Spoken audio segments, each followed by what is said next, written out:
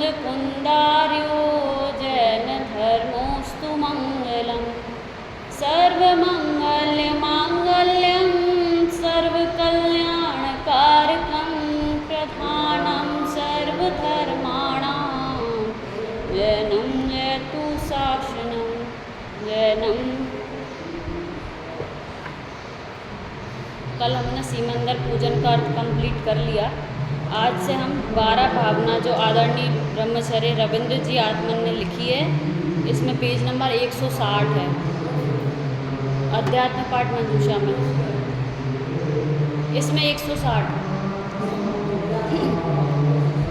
हाँ, निज स्वभाव की दृष्टि धर 12 भावन भार, माता है वैराग की चिंतत सुख प्रगटाय।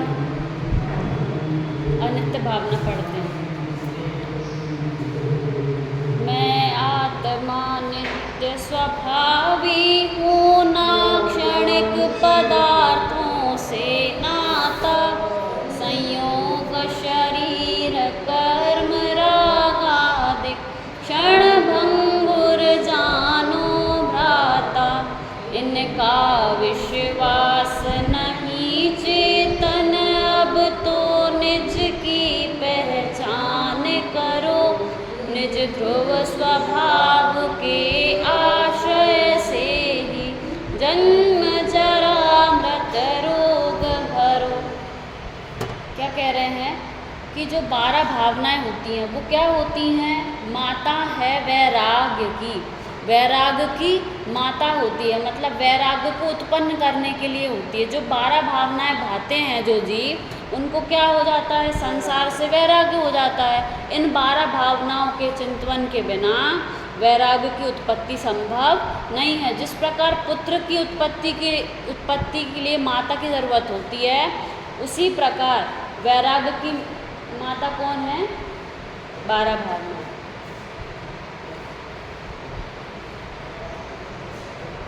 क्या कह रहे हैं? निज स्वभाव की दृष्टि धर 12 भावन भाय, माता है वैराग्य की चिंतत सुख प्रगटाए। मतलब इन 12 भावनाओं के चिंतन से जीव को क्या प्रकट होता है? सुख प्रकट होता है। Page number 160, 160।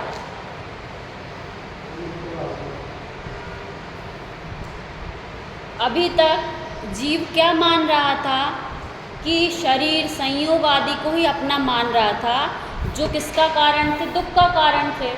तो अब वो दुख का कारण मतलब जो उल्टी मान्यता है, जब वो उल्टी मान्यता चली जाएगी तो जीव को क्या होगा? उनके चिंतन से सुख होगा। तो अनित्य भावना में क्या कह रहे हैं? मैं आत्मा नित्य स्वभावी हूँ, ना क्षणिक पदार्थों से नाता। जो द्रव्य स्वभाव है जीव का, आत्मा, वो उसका स्वभाव क्या है? नित्य है, जैसा का वैसा रहता है। किससे? कि द्रव्य स्वभाव से, ना क्षणिक पदार्थों से नाता। मतलब इस द्रव्य स्वभावी आत्मा का क्षणिक पदार्थों से, जो पदार्थ कैसे हैं? क्षणभंगुर हैं, उनसे नित्य स्वभावी आत्मा का कोई संबंध हो सकता है क्या? अगर करेगा भी तो क्या होगा? दुखी होगा जीव। तो क्या कह रहे हैं? संयोग शरीर कर्म रागादिक। संयोग मतलब संयोग में जो जो भी चीज़ें हैं, संयोग में कौन कौन चीज़ें हैं? जैसे अपना शरीर हुआ है, घर परिवार हुआ, कुटुंब है, अपने बाकी जितनी भी अपन को अपन संयोग दिखाई दे रहे हैं, वे सब संयोग, शरीर, कर्म और रागादिक मतलब जो अभी जीव के वर्तमान में विकारी भाव हैं, राग आदि, वो भी कैसे हैं? क्षणभंगुर हैं। अब यहाँ पे राग आदि बुरे क्यों हैं? क्यों बुरे हैं? जीव के स्वभाव नहीं है ना वो। अपन को ये जो स्वाध्याय, मंदिर, देवशास्त्र, गुरु के प्रति जो राग है वो अच्छा लग रहा है। हम क्या चाहते हैं कि ये ऐसा कैसा बना रहे। और जिस समय हमको मंदिर जाने के भाव यदि कभी नहीं होते तो हमको क्या लगता है कि अरे आज तो कैसा दिन है, आज तो मंदिर जाने के तक भाव नहीं हो रहे, स्वाध्याय करने के भाव नहीं हो रहे। और जिस समय वो भाव होते हैं तो जीव को क्या लगता है कि मेरे से बड़ा धर्मात्मा तो कोई है नहीं। कि आज तो मैंने 4 घंटे स्वाध्याय किया, आज तो मैंने इतनी यात्राएं की, इतनी जगह के दर्शन किए। अरे आचार्य देव कह रहे हैं कि जो राग आदि परिणाम है ना, ये भी कैसे हैं, क्षण मात्र के लिए हैं। क्यों क्षण मात्र के लिए हैं? क्योंकि ये पर के संयोग से होते हैं। कर्म के उदय के कारण राग आदि परिणाम हैं, तो नित्य स्वभावी आत्मा का इनसे कोई नाता हो सकता है क्या? नहीं हो सकता। वर्तमान में अपन ने कल सीमंदर पूजन में भी देखा था ना परसों, कि जो राग आदि परिणाम है, विभाव भाव हैं, उनके लिए क्या उदाहरण आया था?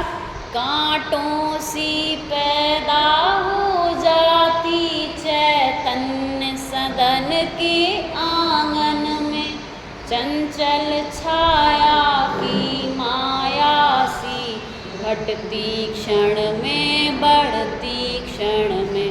ये जो राग आदि परिणाम हैं, विभाव परिणाम हैं, ये होते तो जीव के एक क्षेत्रावगाह संबंध में होते, मतलब उधर ही होते हैं जहाँ पे ज्ञान आदि गुण हैं, वहीं पे राग आदि परिणाम है। लेकिन कैसे हैं? जीव का स्वभाव है क्या? कि स्वभाव नहीं है, चैतन्य सदन के आंगन में ही होंगे, लेकिन कैसे हैं? कांटों जैसे हैं। किसके कारण से हैं? कर्म आदि के कारण से हैं, इसीलिए जीव का स्वभाव नहीं है। तो अनित्य भावना में क्या बताते हैं आचार्य हमको? कि जो भी क्षणिक है, क्या? कि जो भी चीज़ें क्षणिक हैं, उनसे नित्य स्वभावी आत्मा का क्या नहीं हो सकता? कोई संबंध नहीं हो सकता। अभी हमने क्या देखा कि जो 12 भावनाएं हैं, ये क्या हैं? ये इनमें इनकी परिभाषा में 2 चीज़ें आती हैं। क्या 2 चीज़ें आती हैं? कि जो 12 भावनाएं हैं, ये तो एक तो वैराग की उत्पत्ति करती हैं और तत्व चिंतन कराती हैं। कैसे? कि देखो, ये जो 12 भावनाएं हैं, इनमें शुरुआत की जो 6 हैं, वो कैसी हैं? वो वैराग को उत्पन्न कराने वाली हैं। कैसी? अनित्य भावना, अशरण भावना, संसार भावना, एकत्व भावना, अन्यत्व भावना, अशुचि भावना। यहाँ तक की जो 6 भावनाएं हैं, ये वैराग्य परक हैं। और इसके आगे की देखो, आश्रव भावना, संवर भावना, निर्जरा भावना, लोक भावना, बोधि दुर्लभ भावना, धर्म भावना, ये क्या कराती हैं? तत्व चिंतन कराती हैं। तो दोनों चीज़ें हैं। 12 भावना में क्या है? वैराग्य का भी उत्पन्न कराती हैं और तत्व चिंतन भी कराती हैं। तो अनित्य भावना में क्या कह रहे हैं? कि जो भी क्षणिक पदार्थ हैं, तो जीव की भूल क्या है? कि जो भी क्षणिक पदार्थ हैं, उनको ये जीव क्या रखना चाहता है? नित्य रखना चाहता है, कि वो सदैव बनी रहे। हम देखते हैं कि हम चाहते हैं ये शरीर ऐसा का ऐसा बना रहे, चाहते हैं कि नहीं चाहते? यदि इसमें थोड़े से भी रोग आदि हो जाएं, तो कितनी कष्ट होता है इस जीव को। कि इस शरीर का क्या कह रहे हैं? कि इनका विश्वास नहीं चेतन। जो भी क्षणिक चीज़ें हैं, जिन को भी हम नित्य बनाए रखना चाहते हैं, परंतु उनका स्वभाव अनित्य है। और हम जिनको नित्य बनाए रखना चाहते हैं, अगर अपने अनुसार वो नहीं होगा, तो हमको क्या होता है? दुख होता है। दुख क्यों होता है? क्योंकि उनका स्वभाव तो क्या है? नाशवान है। कैसे हैं? कुछ समय के लिए हैं। और जीव उनको क्या रखे रहना चाहता है? जैसा का वैसा रखे रहना चाहता है। इस शरीर को स्वभाव सड़ना गलना है, और यदि इसमें रोग हो जाए, तो हमको क्या लगता है? अरे ये क्या हो गया? हम तो इतने स्वस्थ थे, इतना कुछ करते थे कि नहीं? अभी इतना कुछ करने वालों का भी क्या हो जाता है? रोग आदि हो जाते हैं। और जिन मुनिराजों ने इससे बिल्कुल मोह छोड़ दिया, उनके शरीर से सुगंध आने लगती है। तीर्थंकर परमात्मा होते हैं, तो औदारिक शरीर परम औदारिक हो जाता है। तो क्या इससे क्या सिद्ध होता है? कि इसको जैसा का वैसा बनाए रखने के जिनके परिणाम हैं, वो वैसा का वैसा नहीं रहने वाला है। वो तो कैसा है? क्षणभंगुर है। इनका विश्वास नहीं चेतन।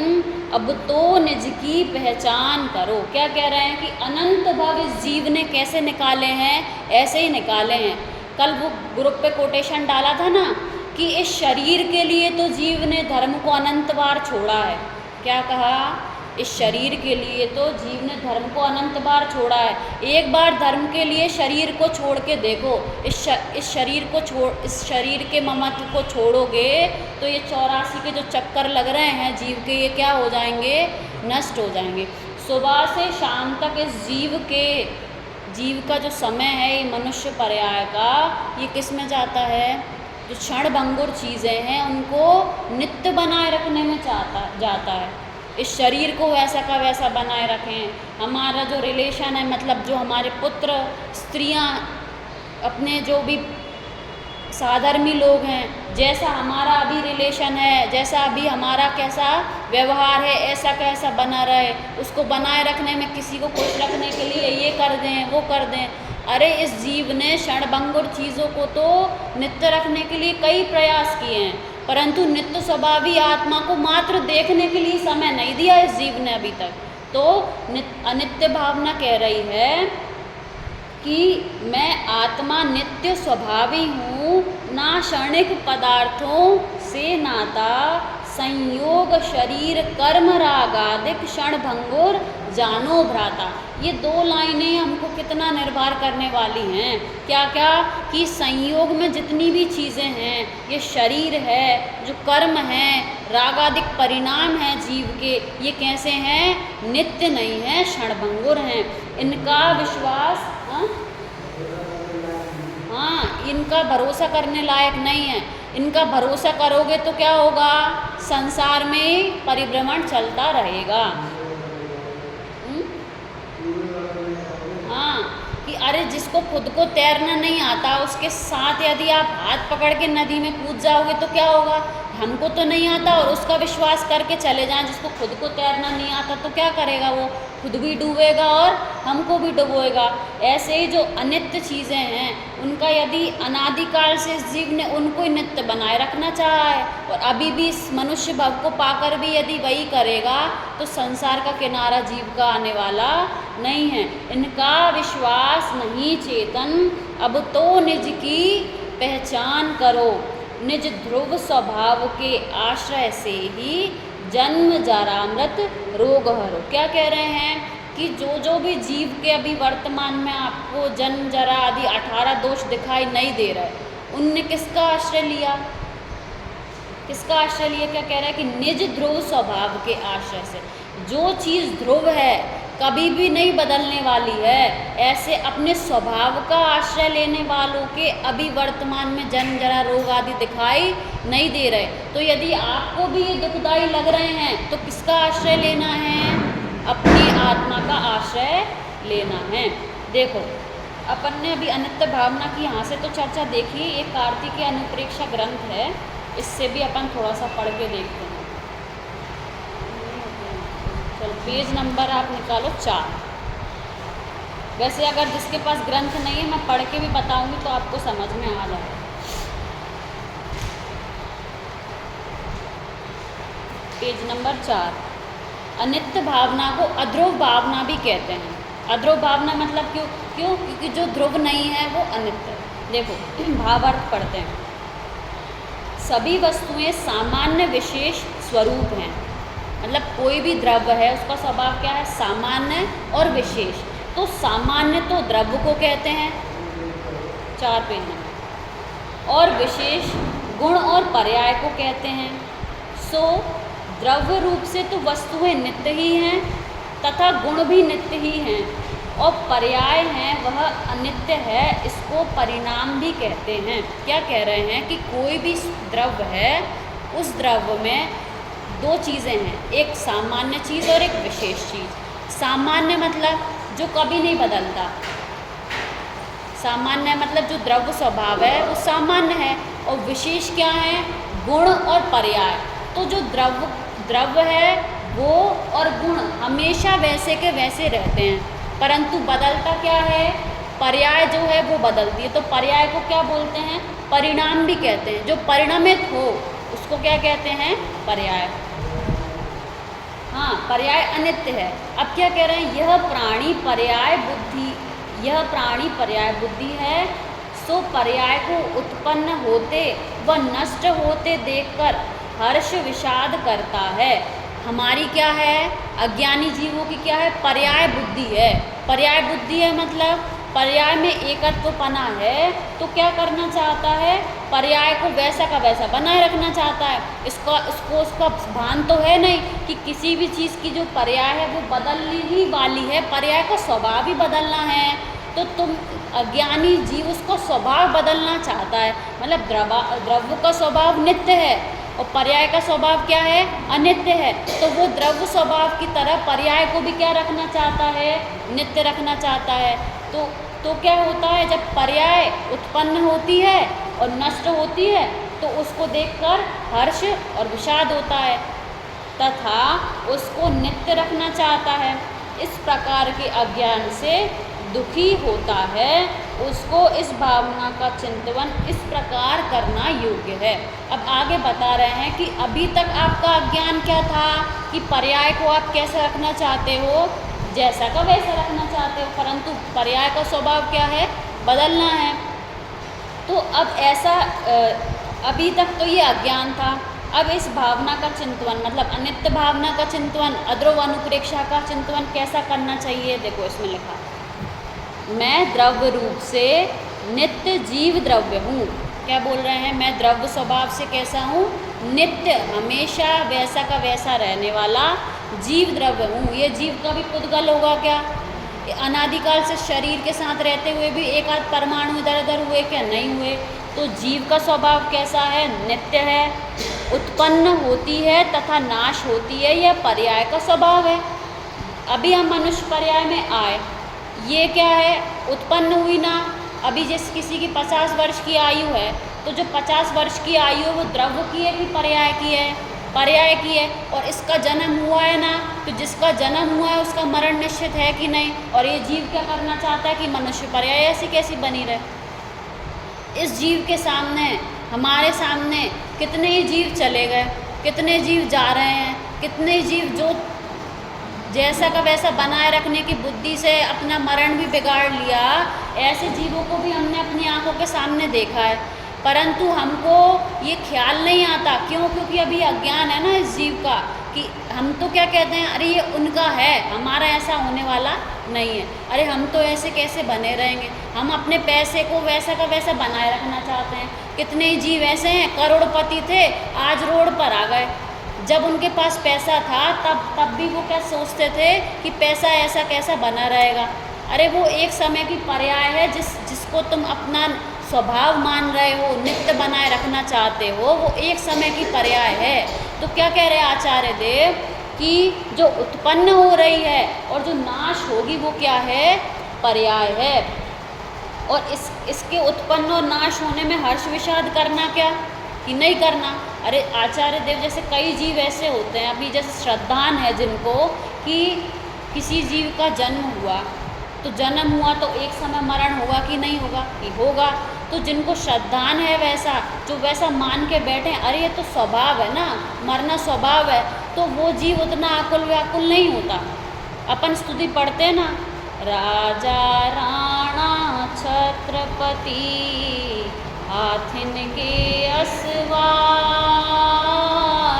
मरना सबको एक दिन अपनी अपनी हार। लोग इसको पढ़ के क्या होते हैं, दुखी होते हैं। अरे वही तो आचार्य देव समझा रहे हैं कि दुखी होने की बात नहीं है, हर्ष होने की बात है। क्या हर्ष होना कि इसमें ये गारंटी दे दी। हमको क्या लगता है ये तो राजा राणा की बात चल रही है, उनकी बात चल रही है कि भाई मरना सबको एक दिन अपनी अपनी बार, सभी की एक ना एक दिन मृत्यु होनी है। और अपनी अपनी बार मतलब कि सबकी अपनी अपनी चांस आनी है। जैसे कि बच्चे 32 होते हैं क्लास में, तो जिसका जिस समय रोल नंबर आता है उसकी टेस्ट उसी समय लेते हैं। अभी 1 नंबर बोला या 5 नंबर बोला, 5 नंबर वाला व्यक्ति का अरे 4 आ गया, अब तो 5वां आने वाला, डरता है। अरे 5वां आएगा, तेरी चांस पक्का आने वाली है, उसके पहले भी नहीं आएगी और उसके बाद भी नहीं आएगी। तो आचार्य देव हमको समझा रहे हैं कि अपनी अपनी वार का मतलब ये है कि जब तेरी चांस आएगी, इसके पहले तुझे कोई नहीं ले जा सकता और तेरी चांस आने के बाद तुझे कोई बचा नहीं सकता। तो इसमें जीव का पुरुषार्थ क्या है कि अपनी अपनी वार, मतलब इसमें देख के, इसको सुन के, इसका विचार करके दुखी नहीं होना इस जीव को। क्यों नहीं होना, क्योंकि ये पर्याय है ना, इसका स्वभाव तो जन्म मरण है। तो अगर इस मनुष्य पर्याय में भी इसका श्रद्धान नहीं किया तो फिर कब करेगा। तो अनित्य भावना कह रही है कि शरीर, पता है हमको क्या लगता है कि मरण होगा तब समाधि मरण करेंगे, तब विचार करेंगे। ऐसा नहीं है। मोक्षमय प्रकाशक में टोडरमल जी ने लिखा है कि प्रतिपल परिणामों की संभाल करनी चाहिए।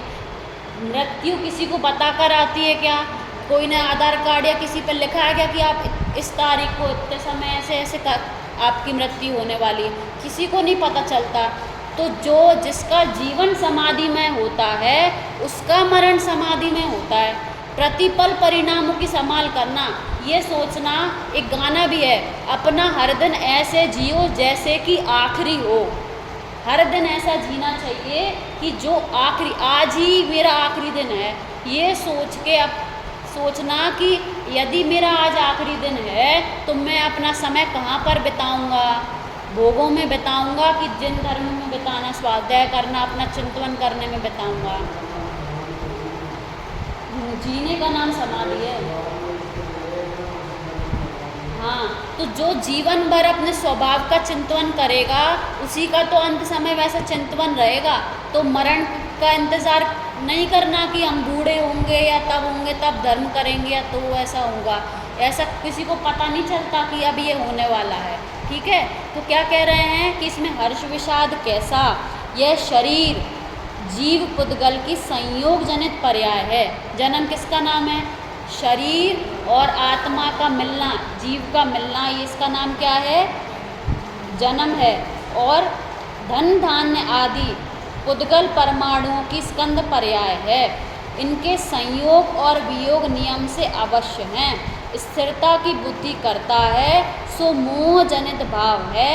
इसलिए वस्तु स्वरूप को समझकर हर्ष विषाद आदि रूप नहीं होना चाहिए। क्या कह रहे हैं कि ये जो जिनका संयोग है उनका नियम से वियोग होगा तो हर्ष विषाद करना नहीं, क्या करना? जो वस्तु का स्वभाव है उसको समझकर जीव सुखी हो सकता है। बाकी बात कल।